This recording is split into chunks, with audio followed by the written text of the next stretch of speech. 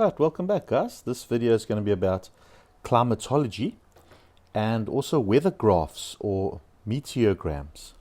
All right, so let's have a quick look at climatology. So we are talking about the study of climate. Climate describes the weather conditions that a place can expect. It is possible to divide the world into a number of climate regions, and they give examples like a polar climate or a temperate climate or a tropical climate, and there's also desert as well. Descriptions about climate are looking at the region's weather information over a long period of time. So they usually talk about 30 years at least. So it's not weather, that's like day-to-day occurrence. We're talking about climate. Long periods of time where they get into patterns. And they usually have, climate usually talks about temperature and rainfall. Temperature measured in degrees Celsius and then rainfall in millimeters. All right. So climate is the average weather conditions, if you like, over 30 years at least. Then these weather graphs or meteograms, very, very interesting. In most cases, they give you temperature and they give you the rainfall in an area, but sometimes they also give you wind direction and pressure.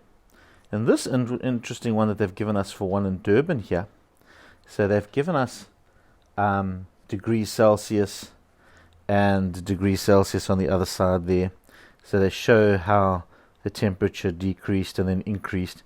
They also show you little pictures of what the cloud cover was like and what the weather was currently like at that stage. So, the sun was starting to rise, but it was cloudy and it was raining, and that kind of showing you the moon going into nighttime and then back into the day again. It also has the wind direction, so you can see the kind of wind direction and the speed of the wind, and very small over there you can see kind of little bits of rainfall that were recorded, the minimum and maximums for the area.